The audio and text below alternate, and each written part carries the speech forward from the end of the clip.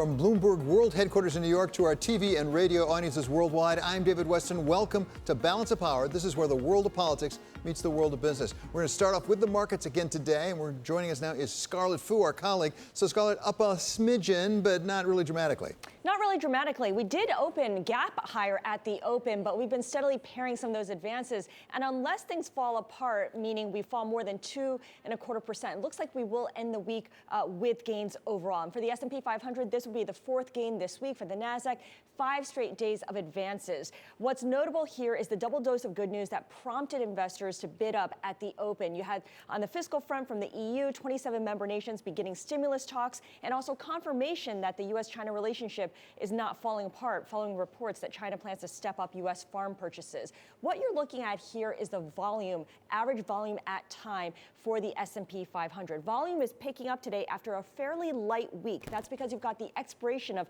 futures and options on indexes and individual stocks. It's also known as quadruple witching. It sometimes adds some volatility. Usually it just adds volume.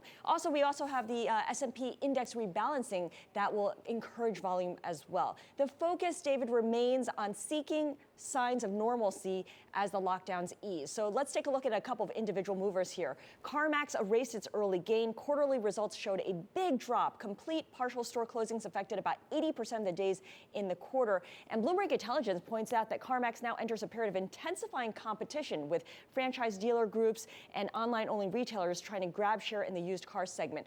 AMC moving up after saying that it will push up the reopening up for 450 theaters to mid-July and expects full seating to be back by Thanksgiving without masks. And Penn National Gaming up by 4%. 30 of 41 gambling venues have reopened, and 4 Ohio properties reopening today as sports betting starts to slowly trickle back. Smith & Wesson off by 2.25%. Its adjusted EPS easily beat analyst estimates. There's plenty of demand for guns given the pandemic and the racial unrest, but sales at its other units, and we're talking about the outdoor sports business, the camping business, that severely impacted fourth quarter numbers. There was a loss of $66 million after the company took a write-down of $99 million for its non-firearm units. David? Thank you so much, Scarlett Fu. How about that? An upmarket and quadruple witching altogether. You can't get more exciting than that. Except maybe to celebrate Juneteenth. Today is the 155th anniversary of the day that Union forces landed in Galveston, eliminating slavery in the last state to be liberated. It has become known as Juneteenth and is particularly powerful this year in the wake of the killing of George Floyd. Welcome now Congressman Al Green, Democrat of Texas. He represents parts of Houston and the South Side. So welcome, Congressman. Really great to have you with us. Let's start with Juneteenth. It did start in Texas, after all. It has become now a national holiday, de facto, if not de jure. Give us a sense of how important this is to the black community in this country. Well, thank you very much, David, and happy Juneteenth to you. It is de facto, and perhaps we will have it de jure. There are a good many members of Congress and the Senate who would like to see such occur. Juneteenth, of course, celebrates the day that General Gordon Granger came into Galveston, Texas, well armed, I might add, with about 2,000 soldiers to announce that the persons who were slaves were now free. And of course, this was a great occasion. The persons who found out about it started a celebration. One can only imagine how they felt knowing that they were now liberated. But a good many persons didn't find out that day. And there was speculation as to when it occurred. Some thought it might have been on the 18th, others the 19th. Hence, the name Juneteenth was adopted. I had the good fortune of knowing the father of Juneteenth in the state of Texas, Mr. Al Edwards, who was a state representative. And I happen to know that he took a lot of energy and time to cause it to become a holiday in the state of Texas. But it is. My staff is off today, saving those who are working with me, and they'll have another day off. But it is a holiday, and it would be a great thing, I think, for us to have a national holiday celebrating the date that the last persons to receive notice of their being freed. That would mean something to us in this country, I believe. Yeah, and Congressman, as I understand it, a Republican from Texas, he is Senator Cornyn, has actually introduced a bill to that effect. It would be terrific to have a holiday for us all to reflect on the legacy here. At the same time, a holiday is not going to get it all done. Let's be honest. We have Dr. Martin Luther King Day, which is a wonderful thing, but it hasn't fixed the problems. What do we need to do to fix the underlying problems? Well, let me mention a couple of things. The first would be the bill that we currently have that will deal with policing. This piece of legislation has some significant things in it that will be of great benefit to the country. I love my country. And in spite of all of the things that have happened, and because of a good many things that have happened, I love my country. This bill would eliminate no-knock raids in drug cases. Miss Breonna Taylor did not celebrate her 27th birthday because of a no-knock raid. This bill would also ban chokeholds. Mr. George Floyd lost his life because of a knee on his neck for 8 minutes and 46 seconds. These kinds of things should not occur. We can't bring them back, but we can eliminate having these things occur in the future.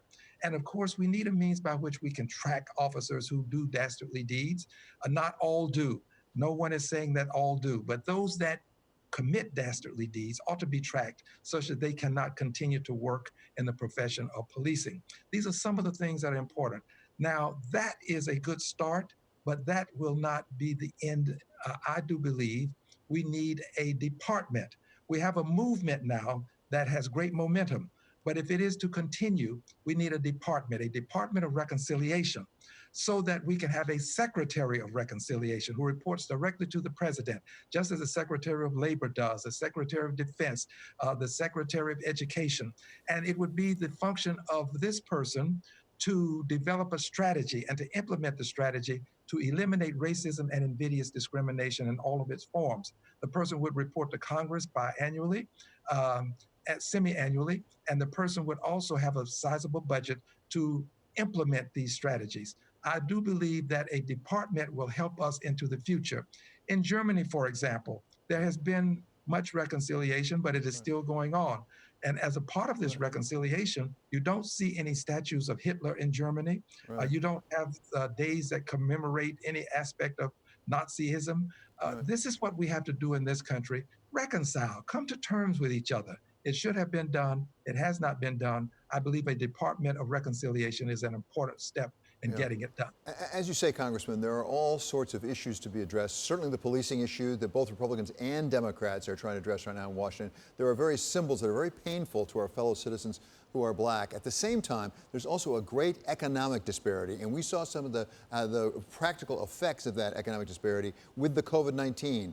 Blacks and Hispanics were much more at risk than white people, and it was because of socioeconomic issues, like the disparities in health care, disparities in their living conditions, things like that, even environmental concerns. What can be done about that? Well, first, let me thank you for acknowledging it. The first step in taking corrective action is to acknowledge that there is a need to take corrective action. And you warmed my heart, to be quite honest with you, as I heard you go through the list, if you will, of things that minorities have suffered.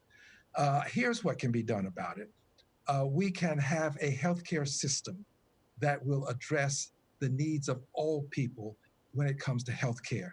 Healthcare should not be wealth care, such that those who are well off, well-heeled, and well-to-do will get the best healthcare in the world, and those who live in the streets of life, those who are among the least, the last, and the lost, they will get some degree of care.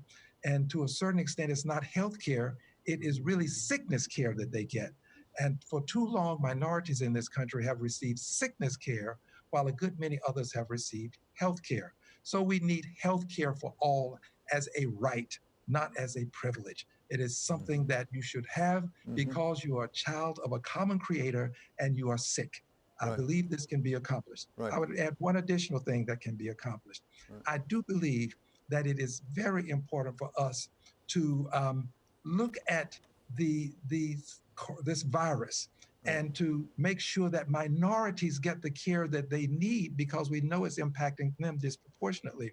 We are not tracking properly. So we need to track and find out to what extent minorities are suffering from the COVID-19. If I may, Congressman, I want to pick you up on that very point right now in Houston, in Texas, because we're seeing increased cases of COVID-19 that are alarming at least some people. Give us a report on where things are in Houston. Are you prepared for a possible spike up in COVID-19 cases? Well, the governor indicates that we are, but here's my concern. I have a good deal of consternation with the possibility of our hospitals being inundated. And if this happens, if we reach capacity, the healthcare of not only those who are suffering from the coronavirus, but all other persons seeking healthcare will be impacted. I'm also very much concerned that while the governor has encouraged people to wear their mask when in the public, we don't have sanctions being imposed. The governor is not allowing sanctions. There should be some penalty for not wearing your mask in the public. We know that if you wear your mask, if you maintain good sanitation with your hands, if you maintain social distancing, you can have a positive impact on the virus. So my concern is that we are moving toward capacity. We're not near there at this point in time. But if it does happen, everybody will suffer who needs health care. And we must have some means by which we can do more than encourage people to wear masks. The president's going out to have a big rally and having people to sign statements that will limit liability. Well, I don't think that that's the way to do this. I think we have to take this seriously because we've already had a shutdown that's cost us trillions of dollars. And I do believe that we can do some things to minimize the possibility of a shutdown, and we're not doing enough because cases are spiking in Texas. We're having some of our largest numbers at this time. Yeah, really important. In fairness to the president, they are handing out masks and they are encouraging social distancing at that rally as far as possible. Really appreciate your being with us, Congressman Al Green. He's Democrat of Texas. Coming up here, we're going to have more on the underlying causes of economic inequality in this country with Otis Raleigh of the Rockefeller Foundation. That's next on Balance of Power on Bloomberg Television and on radio.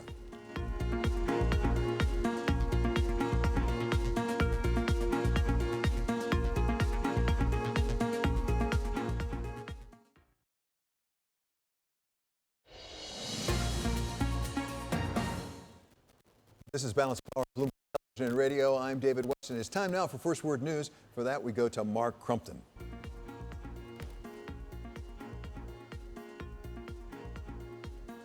670,000 young undocumented immigrants from deportation. The president tweeted that the administration will be submitting enhanced papers to the Supreme Court shortly.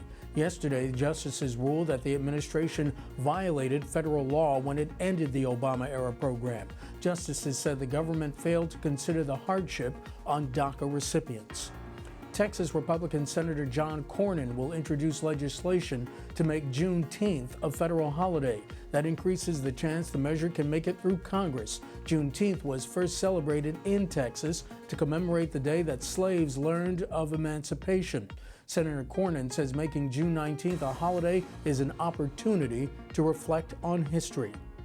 The British Prime Minister Boris Johnson today commented on the recommendation to lower the UK's coronavirus threat level by one notch, as public health officials say the outbreak is coming under control.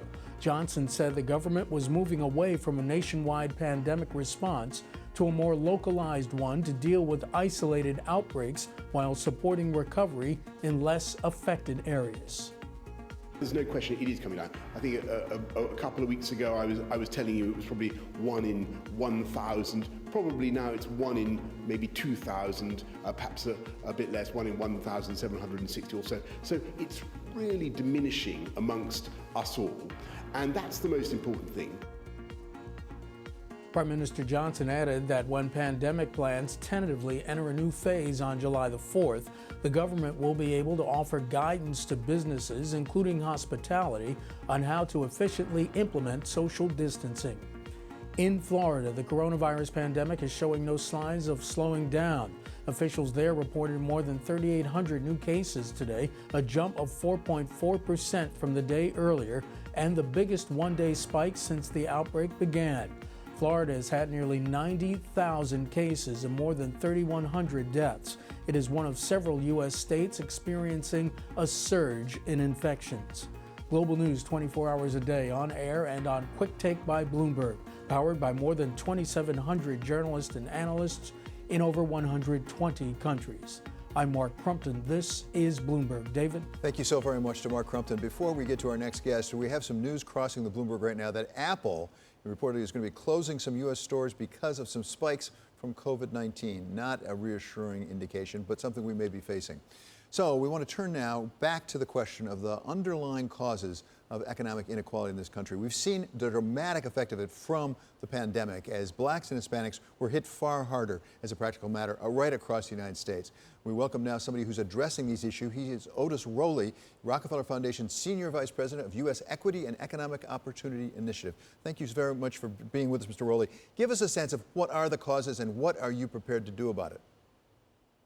First, David, thank you so much for the opportunity to be on, and happy Juneteenth. It's good to be talking about this issue on America's kind of true Independence Day. So the Rockefeller Foundation committed, we announced in February, committed over $65 million towards trying to advance equity and economic opportunity. And part of that initiative is the Rockefeller Foundation Opportunity Collective. We're trying to catalyze public and private sector dollars in places to promote more inclusive growth, both post-pandemic recovery as well as the long-term recovery. So that's certainly a worthwhile goal, but this is a really big target you've got to hit at, because the numbers I've seen indicate the income disparity is really substantial and growing in the country, but the wealth disparity is really overwhelming between African Americans on the one hand and Caucasians on the other. What do we need to do to really address that fundamental underlying issue? Well, I think the approach that equity and economic opportunity is taking at the Rockefeller Foundation is actually something that we want to push at the federal level as well, in terms of how we really see a path towards solutions, and that is addressing this both from a policy perspective as well as a place-based perspective. So from the policy perspective, we know that budget and tax laws have helped to contribute at the federal, state, and local level, has actually helped to contribute to create the disparities that exist currently. And so we are trying to use our dollars and to leverage other dollars towards changes to those laws that would create more opportunity.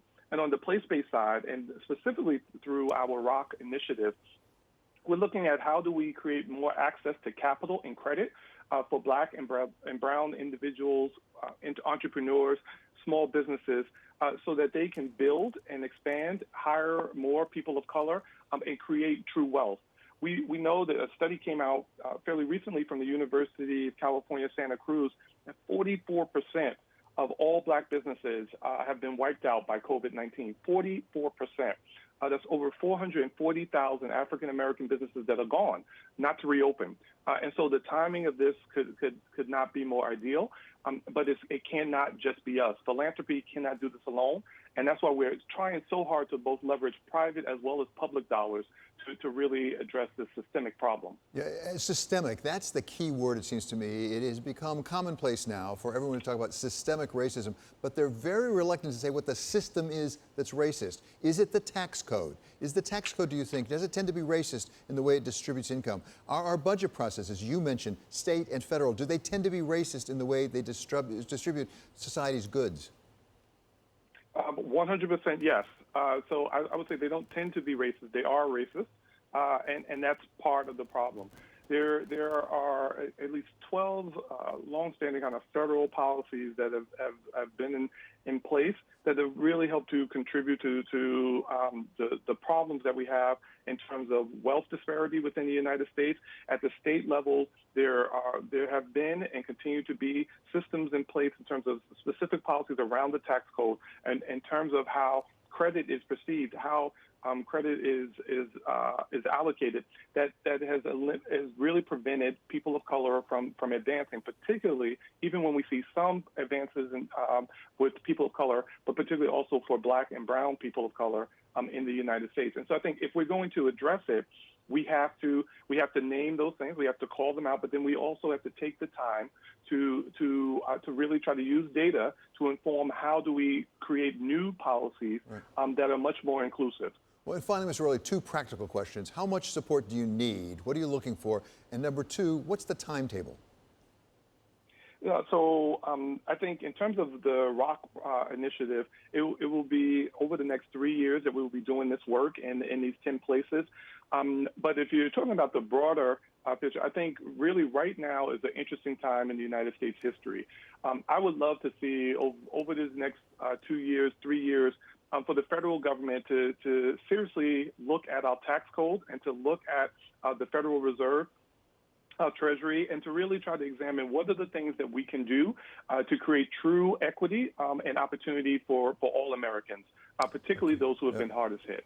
Mr. Rowley, thank you so much for joining us. That's Otis Rowley of the Rockefeller Foundation. And tonight at 6 o'clock Eastern Time, Wall Street Week is back, covering the big events of the week. We're going to join this week, among others, by Larry Summers of Harvard and Liz Ann Saunders of Charles Schwab.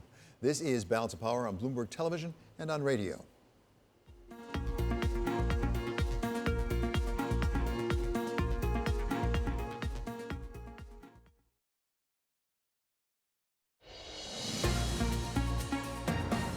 This is Balance of Power on Bloomberg Television and Radio. I'm David Westin. It's time now for Stock of the Hour, and it is Apple on the news that we just reported that is now going to close some of its stores because of a spike up in COVID-19 cases, and the stock is moving down a bit. Abigail Doolittle is here to explain it all to us. Abigail? Well, David, this is probably the worst fear for investors in terms of a negative moving back around the virus for U.S. companies, because, of course, as we always talk about, it comes down to the corporate profit outlook. And so we had been moving forward in terms of progress around the virus, but now with the virus spiking in some of the hot spots here in the U.S., we have Apple saying that they're going to close some of their stores. So if that continues for any period of time, that will certainly hurt the corporate profit outlook, which has already been hurt deeply by the virus already. Their numbers for the next 2 quarters expected to be negative growth, both top and bottom line. And the stores that they are reportedly closing are in Florida and Arizona, which both just hit record highs relative to the virus yesterday, along with South and North Carolina. So again, this is sort of a worst case story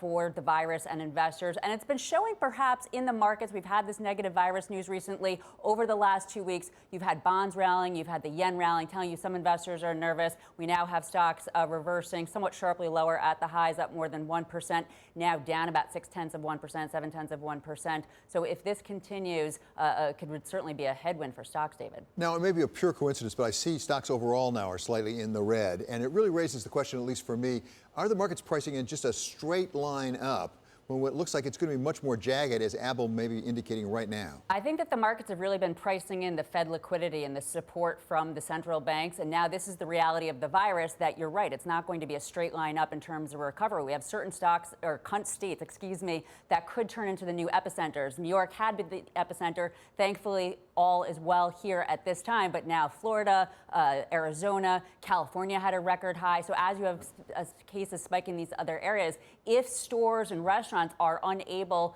to reopen or have to close, and the psychological damage around closing could even be worse than reopening, it could really create a problem for stocks that investors.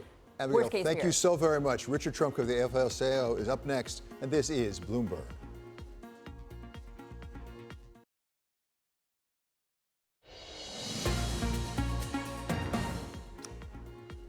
This is Balance of Power on Bloomberg Television and Radio. I'm David Westin. Well, there may be some green shoots up in some places indicating things are getting better. We have to remember that more than 20 million Americans are still filing regular unemployment claims across the country. And that puts all the more pressure on reopening the economy, but that in turn puts some of our workers on the front line once again. We're going to talk now to someone who represents over 12.5 million of those workers. He is Richard Trumka, president of the AFL-CIO. So, Richard, thank you so much for being back with us. As I say, we've still got a lot of people unemployed. What is the pressure you're feeling as the head of such a large union to get your people back to work, but also to protect them? Well, there is some tension that way. But look, we're facing 3 crises right now: a public health pandemic, an economic freefall, and longstanding structural racism. And a reopening based on impatience, David, will make all 3 of those things worse. So what we emphasize is we must have a standard, a health standard. OSHA refuses to do that. They refuse to get involved. We have to have a standard so that employers know what's required of them and workers know that it's safe to go back and that they will have the proper personal protection equipment that's necessary to keep them on the job without jeopardizing their health and their safety. So, Richard, you've raised this more than once before, including on this program. Are you making any progress? As a practical matter, is this the HEROES Act you're talking about? Is this going to get done any other way than by legislation in Congress? Well, we actually sued OSHA to try to get a standard, and we lost the first round of that fight. But the HEROES Act does have a standard in it. It would mandate OSHA to institute a standard within 7 days of passage of the act. That way employers would know what they have to do, what equipment is necessary, and workers could have some sense of that if they do these things, they'll be safe. And if OSHA isn't there to enforce it, if we have a standard, then we can enforce it for the workers themselves. So where is the HEROES Act? I mean, because we don't hear about it every day anymore. There's a lot of things going on in Washington, including having to do with, as you say, the systemic racism. Well, we're moving it down the pike. In fact, yesterday, Dave, we had a series of action. We had a car caravan with almost 1,500 cars in Washington, D.C., and we completely shut the Capitol down. It was total gridlock. But we had over 600 events around the country, around senators' houses, offices, demanding that the HEROES Act get passed, demanding that there be some criminal reform out there right now and police reform. And so we're pushing that. That pressure's building up. People like Mitch McConnell's home state, the pressure is building there. We're seeing a lot of local people get laid off, local government people get laid off, and now it's starting to drift up to state people. 1.25 million local people, local government people have been laid off, and 250,000 state people. Those are all taking away services that are absolutely necessary right now during the pandemic and the three crises that we're facing. So we'll like to see something before the end of the month. We'll see what happens. If not, I really believe the people that are doing nothing right now and letting people suffer, letting people go without wages because their unemployment claims haven't been processed, they go without health care because their employer, they left their employment. It's going to cost them at the ballot box severely in November. So, Richard, let me ask you about something you raised, that systemic racism on this Juneteenth, this anniversary of the freeing of the last slaves in Texas. Tell us how race relations fit with the union movement, and specifically talk about the seniority system, because there's a lot of talk among American companies right now about moving people of color up faster in the ranks. Does that come across the seniority system? Does it fit together with the two? Oh, absolutely. They're totally compliant. Here's what we do. You have a difference between men and women wages out in the economy. Under a union contract, there is no difference between men and women's wages. They get the same thing. The same thing under our opportunities. The contract, people of color have a chance to move up, and their seniority actually helps them move up.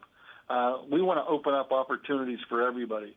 So we have to make sure that our apprentice schools that are training new journeywomen to come into the industry and have a real career, we've opened them up.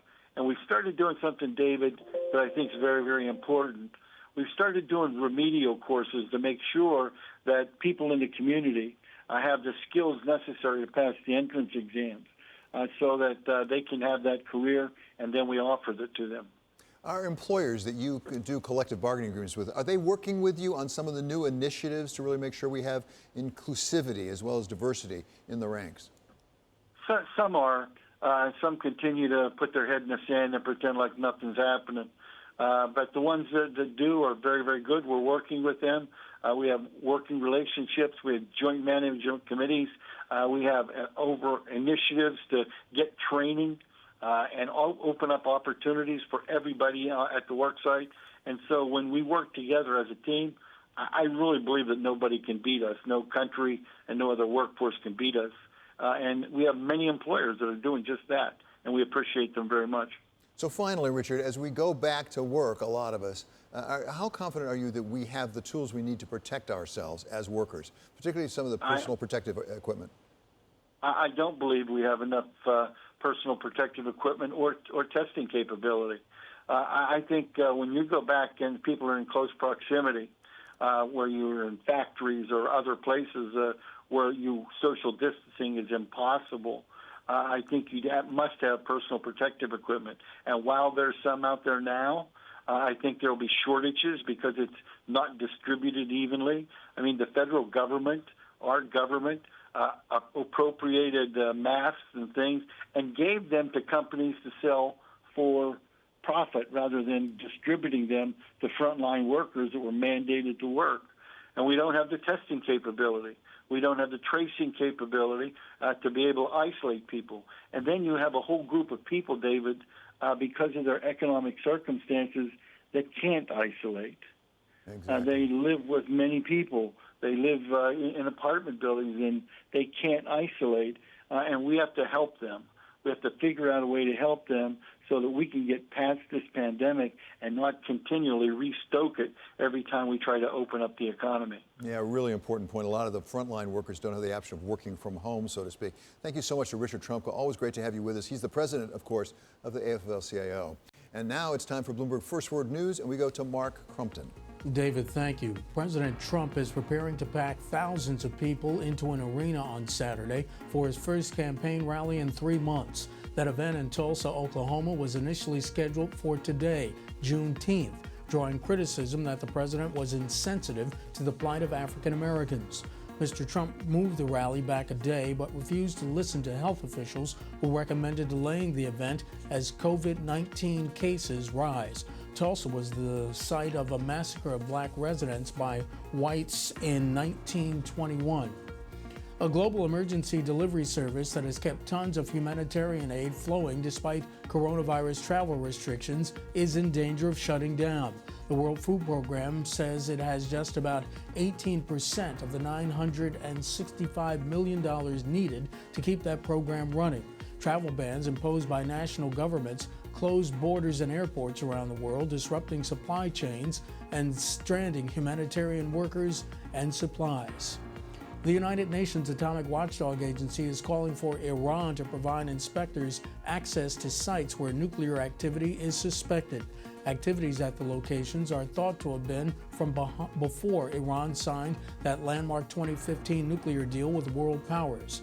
Iran says the International Atomic Energy Agency has no legal right to inspect those sites. Global news 24 hours a day, on air and on Quick Take by Bloomberg, powered by more than 2,700 journalists and analysts in over 120 countries. I'm Mark Crumpton. This is Bloomberg. David? Thanks very much, Mark. Coming up here, Europe starts negotiations today over a €750 billion stimulus package.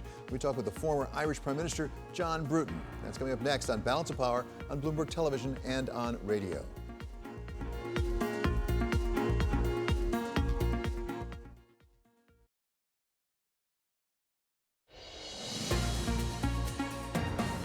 This is Balance of Power on Bloomberg Television and Radio. I'm David Westin. European leaders today began negotiations over a proposed plan to inject €750 billion into the economy to counter what Angela Merkel has said is the worst European recession since World War II. Welcome now John Bruton, who served as the Prime Minister of Ireland and then as EU Ambassador to the United States. So, Mr. Prime Minister Tasak, I should call you probably. Thank you very much for being with us. Great to have you with us. Give us a sense of what's at stake here, because we have reports that there's some division within the European Union about this, and particularly how it gets financed. Well, the European Union as a whole has been hit very hard by the COVID-19, but some countries have been hit much harder than others. Parts of Italy, Spain, Greece, Croatia have been really hard hit, and some of those countries have very little capacity of their own to do much about it. Other parts of Europe have been hit as well, like Germany, and they're spending quite a lot to help their own citizens. But now, as part of this European package, the stronger economies in Europe are trying to help those who have been hardest hit by COVID-19 through a combination of loans and grants. I think it's very important that the European Union, which is a credible institution, should use its credibility to raise finance on the markets, to borrow money on a long-term basis at a low interest, to lend it in the immediate time to help people get the economies back going in Europe again. So there are reports that there's some division, and particularly on the part of some countries like the Netherlands, for example, Austria, who are perhaps more fiscally conservative, are reluctant to do this. On the other hand, I understand that Germany and France want it. If Germany and France want it, does that sort of make it a done deal?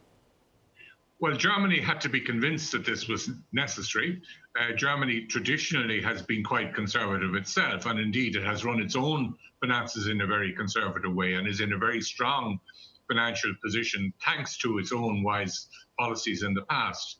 But Germany recognizes that the European Union is a vital national interest for Germany, and that there would be no European Union, no European single market, if the economies of the various other countries in the European Union were to collapse, and if the single market, which is the root of Germany's prosperity, was to be damaged as a result of economic collapse in Italy or Spain or France or any of the other countries, Poland or the like.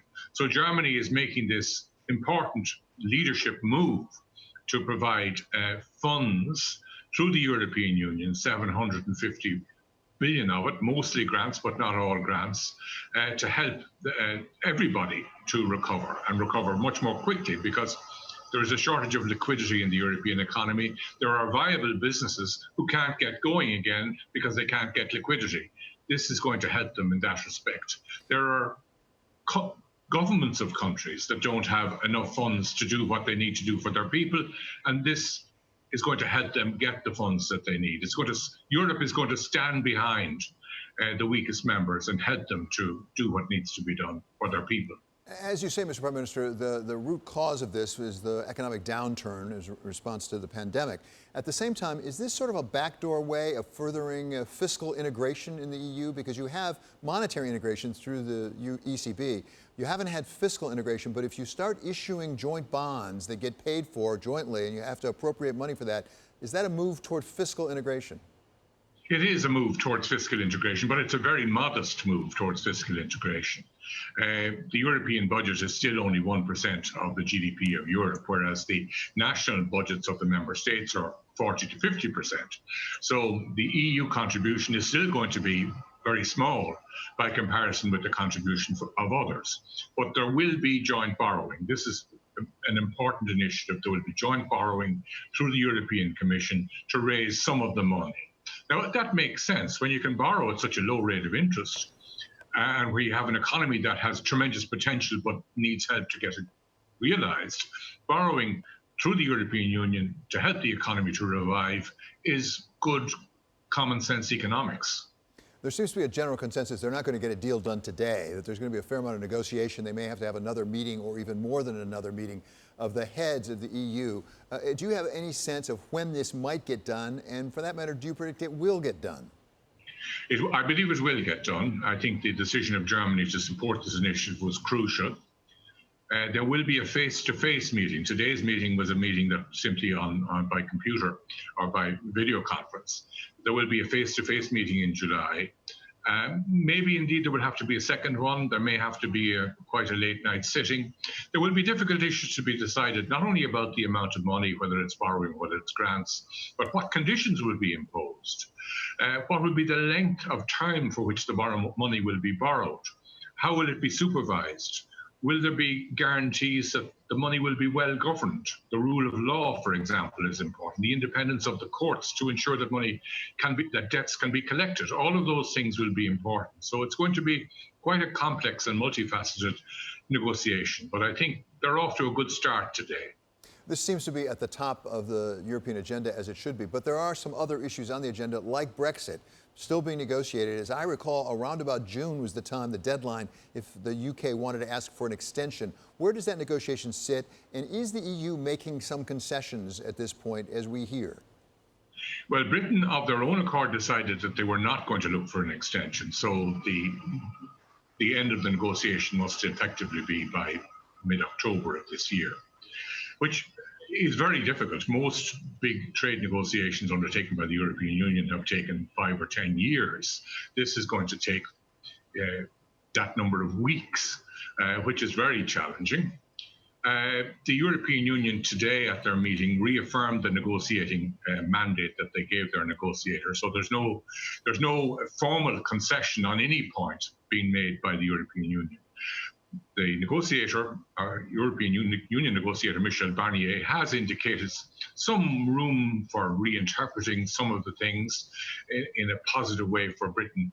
But I think the big moves have to be made by Britain. Britain has, I think, not fully accepted that once you leave the European Union, you can't expect to enjoy all the privileges of access to the European Union market without making a financial contribution as a non-member.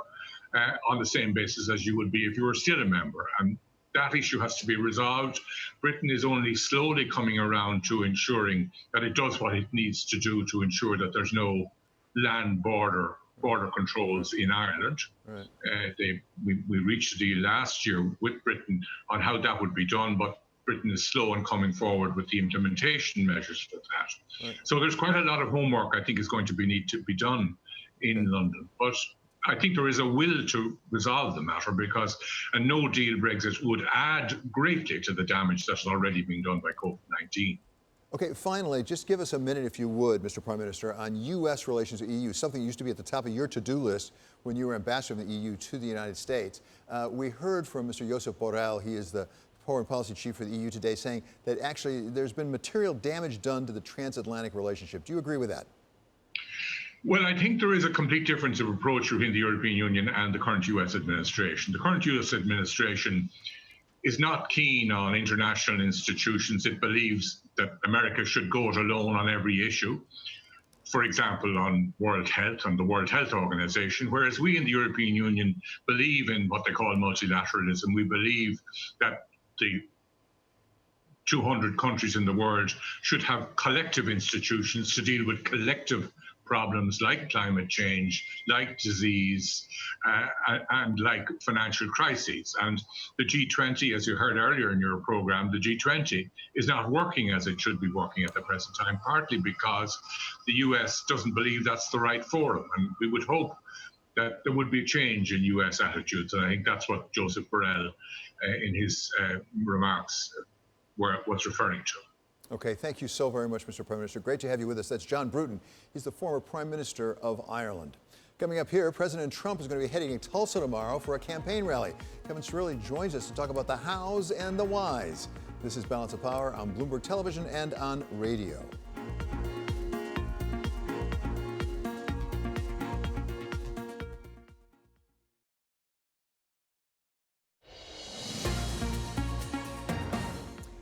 This is Balance of Power on Bloomberg Television and Radio. I'm David Westin. We want to recap for you that news that broke this hour. Apple reportedly is going to close some of its stores, specifically in Florida, in Arizona, in North Carolina, and in South Carolina, and that's because of some spikes in COVID-19 cases. You can see Apple stock is down a bit on the news. We'll keep following that story as it develops. But in the meantime, another story that's developing is President Trump. He's on his way to Tulsa, Oklahoma tomorrow for his big campaign rally. It's supposed to have more than 1 million people subscribing. It's gotten some controversy about the public health issues. And now we turn to our chief Washington correspondent, Kevin Cirilli, to take us through exactly why the president is doing this and, for that matter, how he's doing it.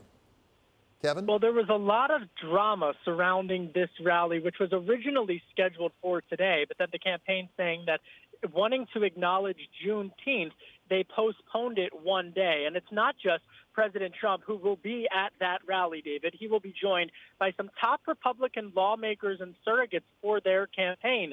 They're calling this the kickoff to their sprint to November. Meanwhile, Republicans are criticizing former Vice President Joe Biden for not making as many appearances publicly and accusing him of hiding from voters. In contrast, Democrats are saying that it's reckless and irresponsible for the president to be going against CDC guidelines and holding mass gatherings. Yeah, we should point out this, as I understand, is in an indoor arena, not outside, even though the CDC is saying you're much better off if you're outside.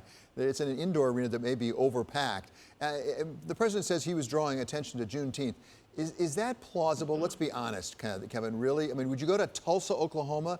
99 years ago, they were bombing Tulsa, Oklahoma because of blacks. You know, it is a city of deep racial history and a city that is really much at the forefront of the civil rights movement.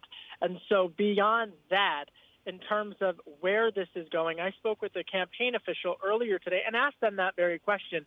They pushed back forcefully on the notion of any potential wrongdoing and said that they had put out a statement acknowledging Juneteenth and that the president's economic message is one that would help all Americans. Well, and that's the real question, isn't it? As we looked forward toward November and the election, the economy certainly is going to play a large factor in it. And the question is, what is President Trump's claim? I suppose it really is, in fairness, the people who were less privileged, particularly blacks and Hispanics, were doing relatively better than others before this pandemic hit. Exactly. And precisely that's why you're seeing the administration get on the side of forcefully reopening. And in fact, the president wants to fight Dr. Fauci politically, probably more so than he wants to fight Joe Biden in terms of the day-to-day news cycle, because to get on the side of reopening the economy is something they feel will help them in the longer term. This is Democrats are arguing for a more a calmer approach and one that is more aligned with what the doctors are saying. The president has really hitched his wagon to the reopening the economy idea, and it's understandable why he would. That's very powerful. Are they worried at all about Florida, about Texas, about Arizona, and this spike up in cases? No, they're not. And in fact, they're continuing to move ahead. Biden was on the campaign trail giving comments yesterday saying you can't tweet away a pandemic, but it really is. I can tell you a lot of palpable concern amongst those Biden world strategists and wondering whether or not he's going to be able to control some type of media narrative and get into the headlines of this. He's been largely hidden from many Americans, and that's something that the administration is saying they want to see come out more. It's fascinating. Thank you so much to Kevin Cirilli. He's our chief Washington correspondent, knows his material so terribly well. Coming up on Balance of Power in the second hour on Bloomberg Radio, we're going to get to hear from both Tom Steyer and Carly Fiorina about reopening the economy. This is Balance of Power on Bloomberg Television and on radio.